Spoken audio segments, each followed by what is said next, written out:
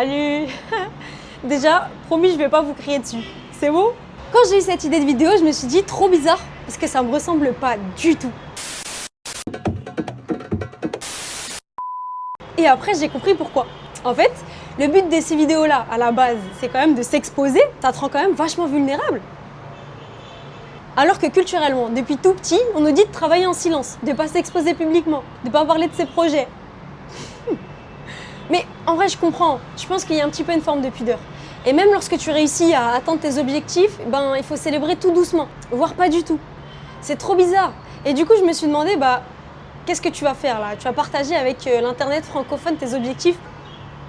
Et après, je me suis demandé, mais c'est quoi tes objectifs? Je me suis rendu compte que j'en avais pas. En fait, ça fait des années-lumière que j'ai pas pris de résolution. Mais je sais très bien pourquoi. C'est juste que j'arrive pas à m'y tenir. Et c'est trop chiant de se mettre en situation d'échec soi-même. C'est dommage parce que de base, c'est quand même un truc qui est censé te pousser. Et surtout, se fixer des objectifs, ça permet de savoir où tu vas. Premier point. Tant que tu fais rien, il ne va rien se passer. Ouais, c'est une banalité, mais c'est quand même vachement difficile à entendre. Surtout quand tu conscientises ce que ça veut dire. Faire des choses, ça prend du temps. Et prendre le temps de faire des choses, c'est pas facile. Donc bon, ça promet, hein. Et puis dans mon cas, il y a autre chose qui n'aide pas.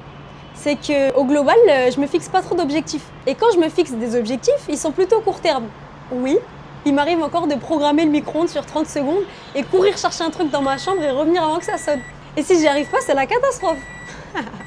Et je me suis rendu compte que je me fixais pas d'objectifs il y a pas très longtemps. Je sais, c'est un peu bizarre, mais je m'en suis rendu compte à la fin de mes études. Alors, sur le papier, j'ai un parcours très lisse. J'étais au lycée, j'ai passé mon bac dans une filière générale, je suis rentrée à l'université, j'ai fait ma licence, mon master. Et pendant ces années-là, j'ai toujours été très occupée, même mentalement.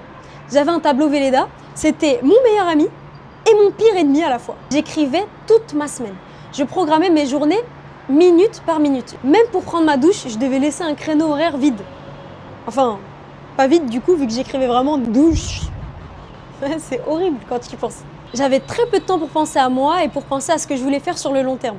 Parce que j'ai toujours travaillé aussi à côté de mes études. Et j'ai longtemps pensé que c'était parce que je voulais pas m'ennuyer. Mais tout compte fait, aujourd'hui je me dis que c'était peut-être juste pour pas avoir le temps de penser.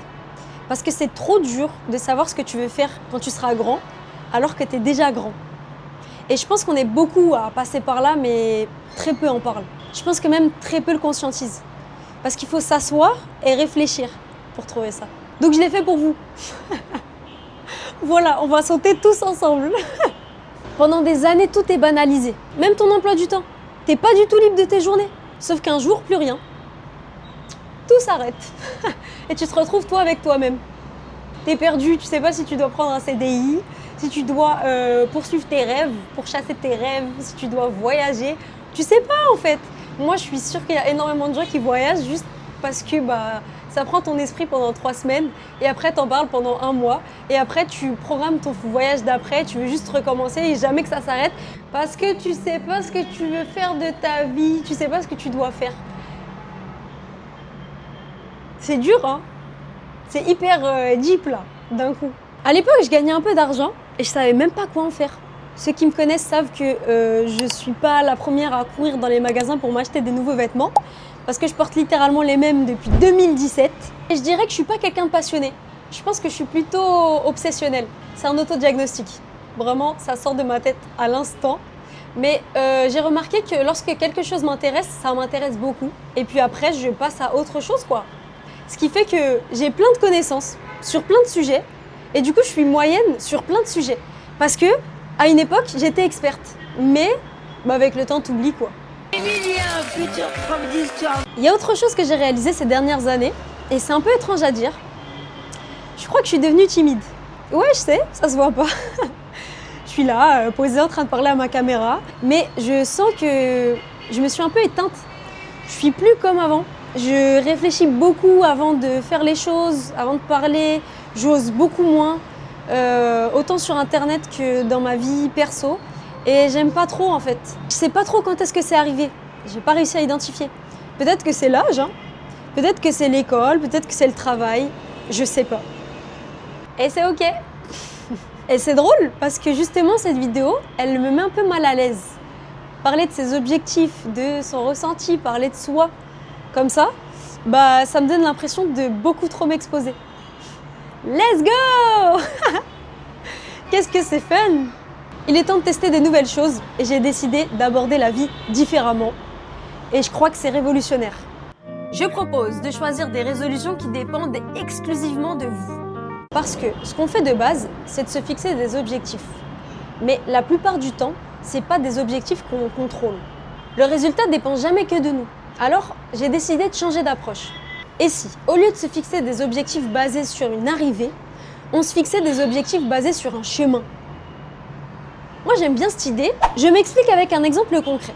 Imaginons que je sois dans une démarche d'apprentissage d'une nouvelle langue. On est au 1er janvier et je me dis qu'au 31 décembre, j'aimerais maîtriser une nouvelle langue. Au hasard, l'arabe. Je pense que c'est plus simple de se dire tous les jours, j'aimerais apprendre 2 nouveaux mots, chaque semaine, une nouvelle notion de grammaire, plutôt que se dire au 31 décembre, je vais maîtriser la langue. Parce qu'en fait, ça dépend pas que de nous. On n'est pas tous fait pareil. Et à niveau d'investissement égal, 2 personnes n'arriveront pas au même niveau à la fin de l'année. Et là, on rentre dans un truc de comparaison et c'est trop nul. On a des cerveaux différents, on a des corps différents, on n'a pas le même rythme de vie, pas tous les mêmes responsabilités.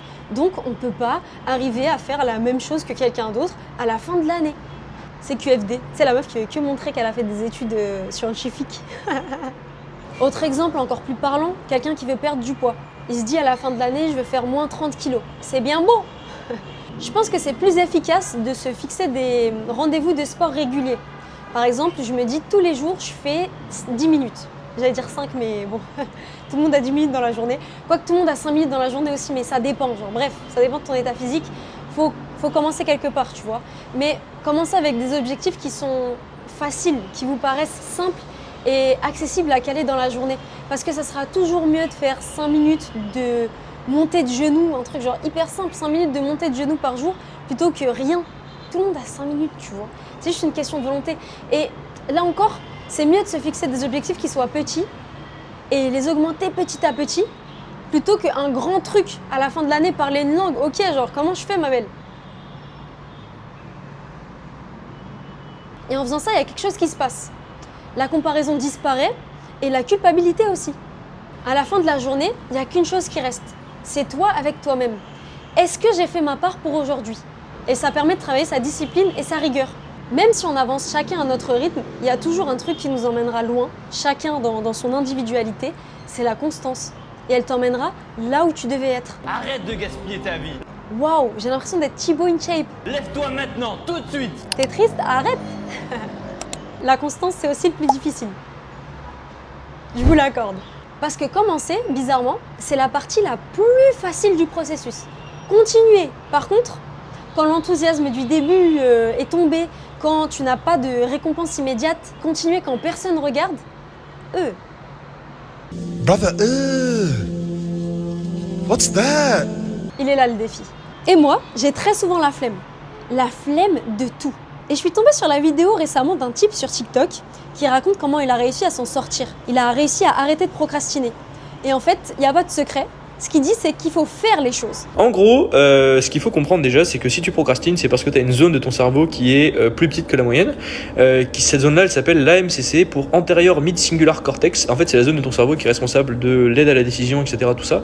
Et quand cette zone de ton cerveau, elle est plus petite, tu vas être beaucoup plus apte à procrastiner. Tu vas procrastiner beaucoup plus, en fait. La question qu'on se pose, c'est comment est-ce qu'on fait pour faire grossir cette zone de notre cerveau? Bon, en fait, il n'y a qu'une seule manière de le faire, qui est un peu débile, mais qui marche, c'est de faire des trucs que t'as pas envie de faire. Manger des trucs que t'as pas envie de manger, ou alors je sais pas moi, te forcer à faire un truc que t'as pas envie de faire random, et ça va créer des connexions neuronales dans cette zone de ton cerveau là qui vont du coup plus tard t'aider à ne pas procrastiner, parce que quand cette zone là elle grossit, en fait tu procrastines beaucoup moins. Mon premier objectif, C'est être constante. Aïe. Donc là, je viens de prendre un engagement public.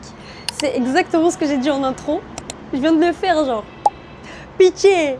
Après, est-ce que je vais poster? Seul l'avenir nous le dira. J'ai envie de poster une vidéo par semaine. Et en réalité, je sais pas trop pourquoi je veux faire ça.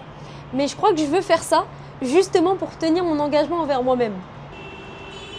Et puis, je suis sûre que j'ai plein de trucs hyper chouettes à vous montrer et à partager avec vous. Alors, abonnez-vous. Pour rester fidèle à ce que je viens de dire, je suis pas dans un objectif 10K, mais je préfère avoir un objectif tangible qui dépend que de moi littéralement, sortir une vidéo par semaine. Aussi, j'aimerais bien lire. Quand j'étais petite, je lisais énormément. Mes parents m'emmenaient à la bibliothèque toutes les semaines, voire 2 fois par semaine. À chaque fois, je dévorais ce que je prenais et je prenais toujours le nombre d'ouvrages maximum. Qui fait ça, genre? C'est saut 2007. Un être humain, pour vivre, il a besoin de se nourrir, il a besoin de boire et il a besoin de se cultiver. Et après, j'ai tout simplement arrêté. Et je crois que le switch s'est fait justement avec YouTube. Je suis une grande consommatrice de YouTube. Et ça me prenait mon âme en fait. Je regardais tout le temps. Alors j'apprenais beaucoup de trucs, mais sous un format différent. Je passais beaucoup de temps à regarder des reportages, des documentaires, etc. Et je crois que c'est comme ça que j'ai lâché la lecture. Donc je vais essayer de reprendre des livres en main et peut-être de retourner à la bibliothèque pour les emprunter et commencer à lire. Si vous avez des recommandations, mettez-les moi en commentaire. Je me ferai un plaisir de les regarder. J'aime bien les histoires policières. Tu sais, la meuf, personne t'a demandé. Mais c'est pour que vous cibliez mieux.